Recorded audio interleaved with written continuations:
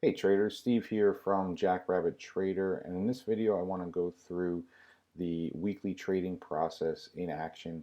Last week we went through a broad overview of the entry, the exit, how I manage those trades, but this week I wanted to take you into the platform and just follow along with me as I manage my portfolio on a Sunday morning. Um, that just basically goes through everything that I would normally look at. So with that said, let's get started.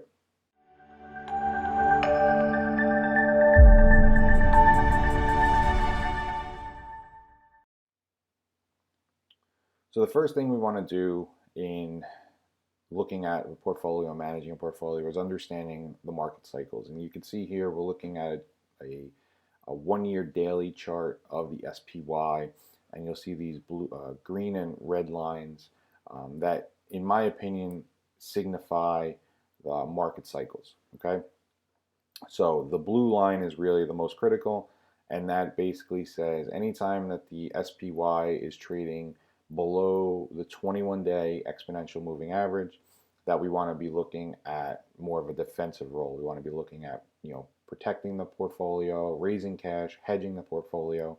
And on the flip side, when it's above the 21-day moving average, we want to look at adding risk and trying to profit from stocks moving higher. So you could see back here in the beginning of June, we finally had a move back above the 21-day moving average, and that was after about a month or so of a decline. So now here we are, middle of July, all right, and we're starting to maybe see some signs of weakness, all right, and that's why we have the 8-day moving average there. The 8-day moving average is more of the shorter term trend, and to me, this is saying, now once we're closing below the 8-day, it's just basically saying take some caution because things may be changing. All right, so we had a move below it. We tried to get back above it, and then ultimately on Friday, closed below the 8-day moving average again, but still above the 21-day. So again, we're just in more of a cautious environment. All right, so now we know what kind of environment we're in. Now that's going to frame basically how we're going about managing the portfolio. So the next thing I'm going to do is go through all of my positions and go ahead and make sure that we are, you know, managing those positions in accordance with what we just discussed. So let's flip over to charts. And before I get too far ahead, as far as the weekly trading process, if you head over to jackrabbittrader.com/weekly process, I outline everything in more detail in these free in this free e-course. And what we just talked about right there is knowing when to trade. All right, day 5, knowing when to trade. It'll go through that entire process in a little bit more detail, as well as these other topics. So definitely head on over there. I put a link in the description box below for you to head on over and check that out, download that. Again, completely free, and then you'll be part of our community. So with that said, now we're going to go through our positions, starting from the most profitable to the least profitable, and see what we need to do. So Costco, all right, you can see Costco has been on a tear, and this week I decided, you know what, it was time to take half of that position off, and again, no real reason, just the fact that I was up a good amount on the trade and felt it was prudent with the market maybe starting to pull back a little bit below that 8-day. I want to be, proactive in taking profits off the table. eBay had earnings. All right, got up to 42, ended up closing back closer to the open. And obviously looking back, I wish I maybe took some profits at 42, but didn't. But you'll see I have an order set out here to take half of my position off right around that 44 level. And this is a way that you can go ahead and, as we said, one of the benefits of trading the weekly process is that I don't have to be involved with the market on a day-to-day basis.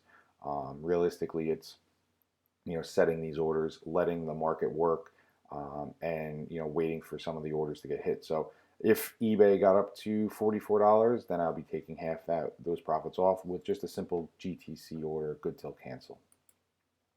Starbucks, again, had a nice run.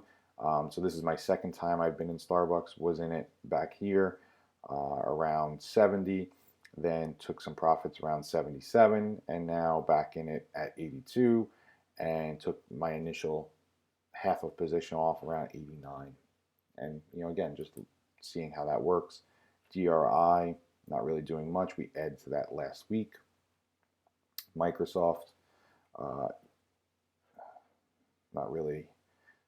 There it is. So here was the consolidation, the breakout, and now a new position in Microsoft, 69 shares at 132. Abbott, all right, Abbott, we had taken some shares off around this 40, I'm sorry, around 85. Now looks like maybe a new breakout, but with the SPY trading below the 8-day moving average, I'm really not looking to add to this one right now. I'll just accept the fact that my 41 shares that are remaining, let's see how they can run, because this could very well be a false breakout, maybe a move lower. So I'm not really looking to do too much there. You could see here in Facebook, this was a pullback trade that, if you look at the highs from the previous candles, they were all consecutively moving lower. Then we finally got a move above the previous candle. Took half that position off around the highs, and now looking to take the remaining off, closer to the all-time highs. And I guess I didn't go to the wick high on this one. Not really sure why, but regardless, it's a trade with a target. Disney, all right, added to that Disney position.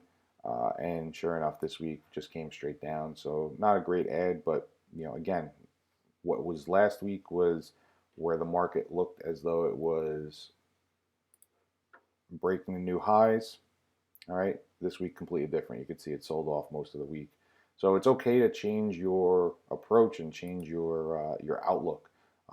That's part of becoming a real trader. Is I'm not stuck in one mindset. I'm letting the market dictate exactly what I want to do and what I need to do. What is this? Tractor Supply, right? Just moving higher.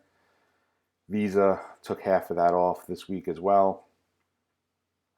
Okay, after that breakout, again, just trying to raise some cash. CHD, maybe looking to start another leg higher. Took some profits off over here around 77, pulled back to the 72 level. Now let's see where it goes. DHR, again, just really going sideways. Adobe, moving higher. CF would have been a great trade if it would have stayed, a one to add to at least. If it was moving higher maybe and closed closer to the high of this candle. Again, that's like a very small pullback where you have the 1, 2, 3 highs and then finally got a breakout above it. I love the fact that it held this 45 level, which was previous resistance. Okay, remember, previous resistance becomes new support. And my first target here would be around the 52. So here's an opportunity where we can say, okay, let's set an order in here to sell it if it ever got to 52. So I want to sell half that position, which is, let's say, 52 shares. Okay. And we're going to do it to all of them. Let's edit it. So we want to sell 52 shares at a limit, good to canceled. And what's that limit going to be? It's going to be 52. Let's do 51.75. Just to be a little ahead of it. Confirm and send.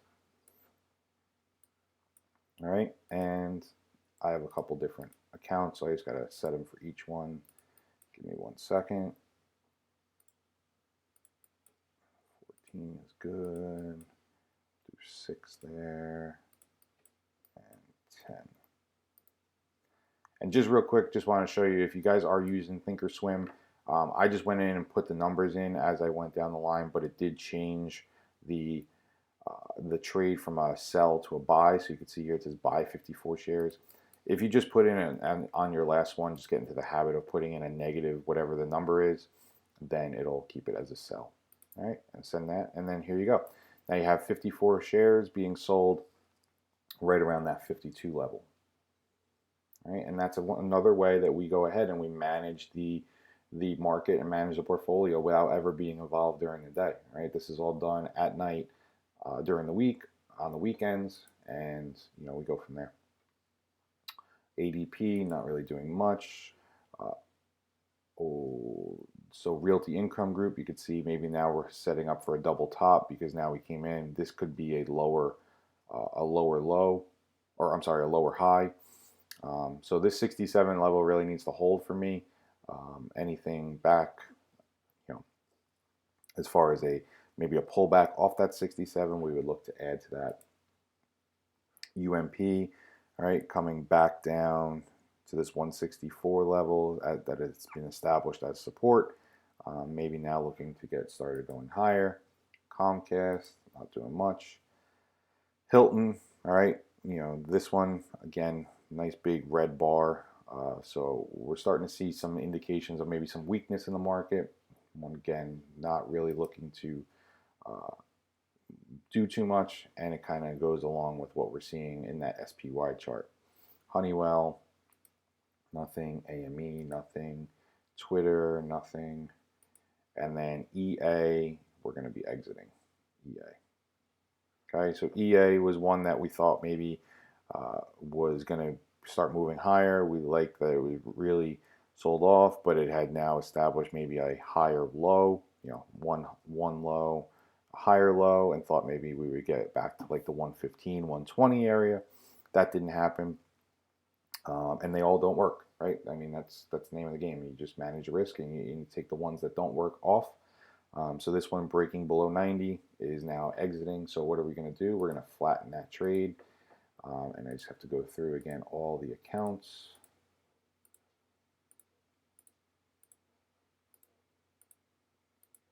And what this is doing is setting up market orders to essentially flatten that trade, get out of that trade on Monday morning. So you'll see we're long 53 shares, we're selling 53 shares, and we're going to take our loss and we're going to move on. All right, there's nothing else we can do.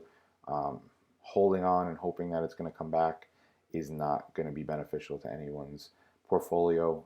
Sometimes it happens, but sometimes it just can continue, right? I mean, look at the move it's made.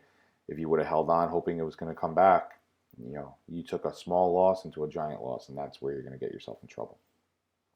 So right there, we just went through all the positions. That took about 10 minutes or so, maybe a little less. And that's step one, or step one, I should say, is understanding the market conditions. Step two is managing existing positions. And now step three is going to be, are we looking to add? In this situation, I'm going to say we're not going to add anything, but let's just go through the process just so you can see what it is and how we would go about doing that. So now let's look at potentially adding a position and what process that I would go through to do that. So the first thing we're going to do is go into the scan. I have a weekly setup scan. And again, all the information for that scan is in that e-course. How to scan for the right trades on day 6. So, another reason to just have that e-course at your ready whenever you need. But essentially what we're looking for is any stock that is closing above the previous week's high, has a good amount of volume. We want to make sure it's trading above the 40-week and the 10-week SMAs. So that's essentially the 200-day and the 50-day moving averages, just as a trend filter. We want to make sure that we have stocks that are trending higher and not lower. And when we run that scan, we come up with 52 names. All right, and those 52 names can be found right here. And we'll go back to the charts. All right, I'm just going to put this off to the side, but you'll see here's all those 52 names. So we essentially just took 500 potential trades in the S&P 500 down to 52 with just the scan, simple scan, basically filtering out what I'm really looking for. And now we got to do a little work. All right, now we got to go through each position or each potential trade and see if it meets our criteria. All right, so Abbott we talked about. We said that, maybe we could add to this position, over 82. And with that breakout, already in that position, so we're just going to move on. ADP, and I'm going to go through these pretty quick because I know what I'm looking for. So you could see in these trades, I'm looking for stocks that are, 'Cause I know what I'm looking for. So you could see in these trades, I'm looking for stocks that are, 100% consolidating and then breaking out. All right. I'm not necessarily looking for V-shaped reversals. I'm looking for more consolidation patterns. You can see here and here with a breakout. And those are really my entry points, or something similar to the Facebook that we saw where, you have this pullback and then a move above the previous week's high. So ADP, nothing there. AES, nothing, nothing. APC, nothing. AVGO, sloppy. All right, so Boeing. So Boeing, I just looked at a little while ago, and I know that this is one that I would like to potentially add. And what we're going to do is we're going to add this to a short list, which is what I have here. You can see my weekly trades. All right, and let's see, Boeing has earnings on the 24th. So I'm doing this video on the 21st of July. So Boeing actually has earnings in the next day or so when the market's open. So it's going to be a skip for that reason alone. I usually have a rule of 10 days or less or more until the next earnings announcement. But if you wanted to, for argument's sake, look to add to this position or buy this position, you can see that what happened was Boeing, started moving lower. I think there was some news out about they knew about some kind of defect in their planes. I'll be honest, I don't follow the news. I don't know. I look at the charts, greens and reds, and that's it. I do remember overhearing though. Again, that's not a way I trade. It's just there's no way to game those kind of news events. But we looked at maybe adding that back here in the 17th of June, and really hasn't done anything since, right? Pulled back a little bit, established maybe a new support, now looking to move higher. So, if you got in this trade, maybe you're going to take some off at 400, another half off at 445. And that's how I would frame that trade. And that would be that trade. I'm not looking for this to go to 600. It's a trade and it's about making money. So, little bits of money at a time, hitting singles, hoping for doubles and triples, right? That's basically what it is. Baxter, no. BBT, no. Ben, no. CAG, no. CF, all right, well, this is one that we're in. We just set that trade up over here to potentially get get out of half at 52. But again, if this was a trade that maybe had closed higher in this range here, that could be a new trade or a potential spot to add to. We would recalculate our position. Again, in the e-course, when to add to existing positions, how to add to existing positions. So there's a lot of information in there that I'm kind of going through quickly. So I definitely highly recommend checking that out. But a lot of good information, and it's essentially the same process over and over and over. And it gets boring, but it's fun at the same time. CHD, all right, we're already in this one, but again, this is more like that pullback trade in Facebook where we could have looked to add to that position a couple weeks ago. CMI, no. Costco, we took half off. Deere, no. EL, no. EMN, no. Some are extended, all right? These are extended moves for me. I want to see this maybe now consolidate for a few weeks before looking to get into that. Same thing here, FIS. This is a trade that I just got out of 2 weeks ago. And, obviously it continues to run, okay? I'm not trying to get out right at the top. I'm not trying for that perfect trade. I'm just doing it to try and make money and kind of using the SPY as a guide. If it continues lower and maybe this week ends up below that 21-day moving average, well then you're going to see me quickly start taking a lot of what I have as existing profits off the table and let my losers kind of sit there until they hit my stop loss, right? Until they hit, because who knows, maybe they don't get there, all right? Maybe they just consolidate a little longer while the market pulls back. But the trades that I'm up in, I want to take those profits, all right? That's the way I trade. That's the way I go about having that high win rate. Is the losers are kind of taking care of themselves in a way. I want to be proactive in taking the winners. FISV, no. FITN, no. GM, no. Garmin, no. Well, you can see here, even like Garmin. That's why I love keeping these trades because I don't remember trading this. But, this was a trade that came back, hit that support level. I don't even know if I have a weekly setup. There it is.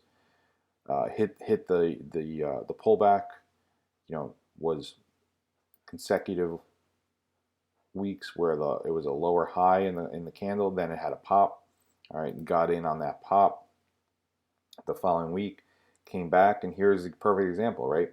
If I wanted to, guess, I guess you could say, that my trade would be stopped out, then maybe I get out right here, right? But I didn't. All right, I'd let that stop level take place at 60.93. Okay, and then sure enough, it went on a tear. All right, so that's what I'm saying. If your stop is in there, you know where your risk is. Okay, and then ultimately we had a great week. This must have been like an earnings or something like that. Not exactly sure, but I got that nice big pop, and I sure took advantage of it. All right, sold at 83. Did it continue higher for another 4 or 5 weeks? Yep, all the way up to 88, and then came right back down. So take the money when you have it. All right, especially on a gift like this. So we're trying to go for singles. I'm not sure why I didn't get out of half the position here at 70. That probably would have been the right thing to do, but for some reason was in the full position at 51, or from 66, 51 shares, and took about a $20 win on that one. So just about $1,000 on that Garmin trade. HOLX, not really. I mean, you could potentially argue on HOLX that it's, those highs are consecutive lower, finally had a breakout, but, with the market conditions the way they are, I'm not looking to add. Hershey, let's see what Hershey. All right, so again, this was another trade that I had. We took some off, took a little bit more off, and this one has continued to run. So again, not going to find that perfect trade, not trying for that perfect trade, because that's where you're going to get in trouble. All right, you're looking for home runs. It's not the right way. Look for the singles and hope for the home runs. IBM, this is more of a V shape, no good there. Intel came back, tested that support level. I think we sent out a trade alert here for this 46 level, but not really much doing. Recently it's kind of just well, I shouldn't say it has run from that 46 level, but not much doing for a potential entry right now. JBHT, no. Clack, no. No. MDT.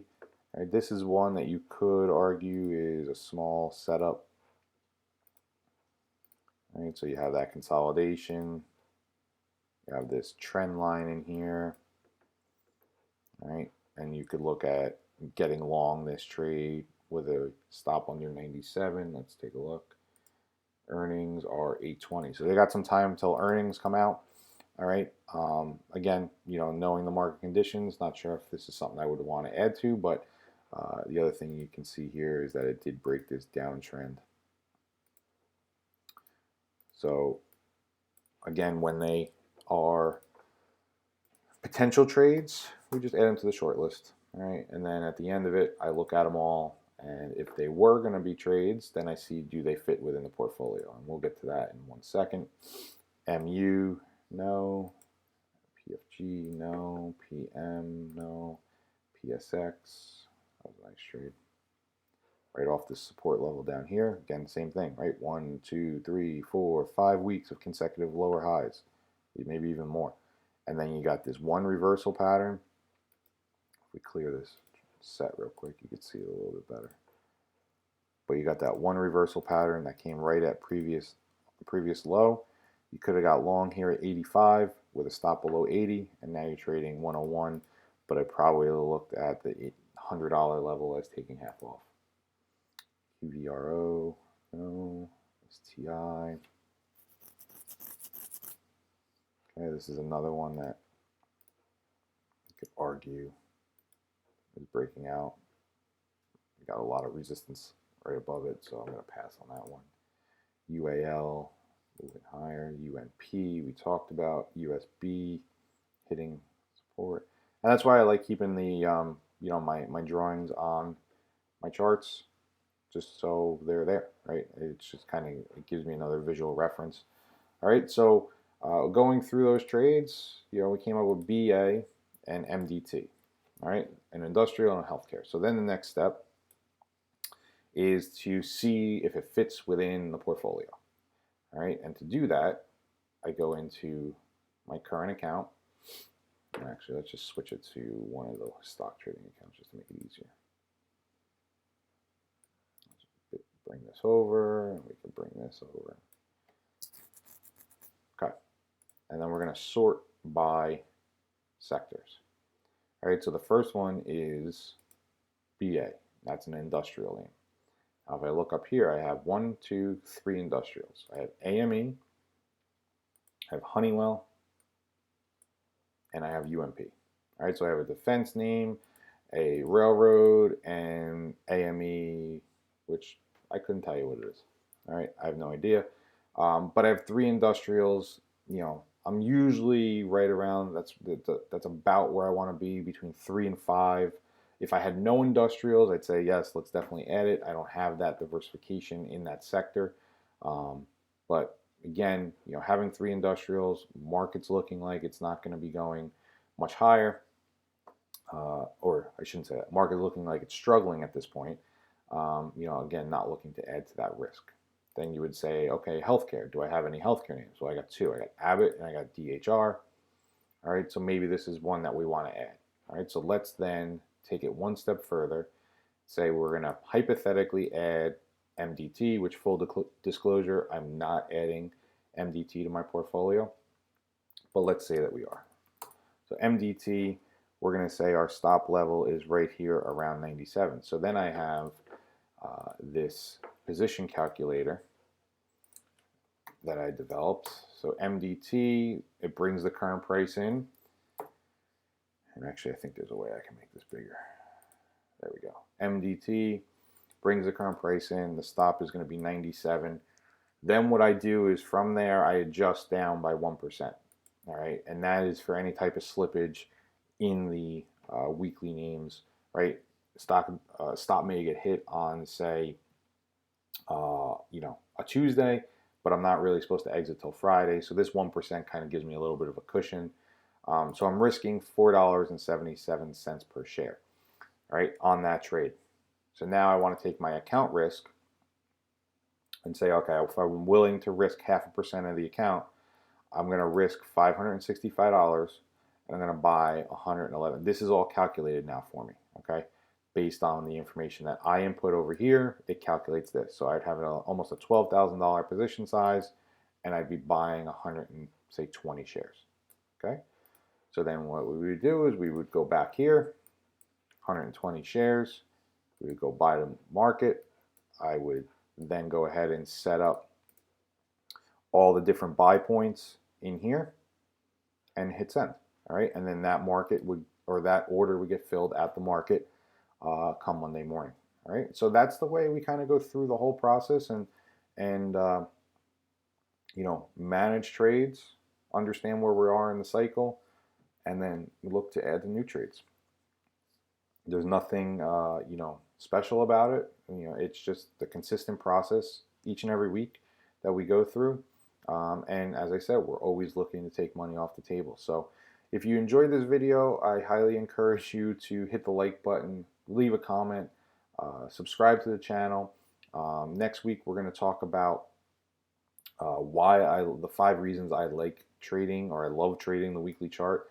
Obviously, I think you can see some of them here today, but we'll go over those in a little more depth, and I look to have more videos out every Wednesday. So definitely, like I said, hit that like button, subscribe, hit the bell notification, and we'll see you next time. Take care.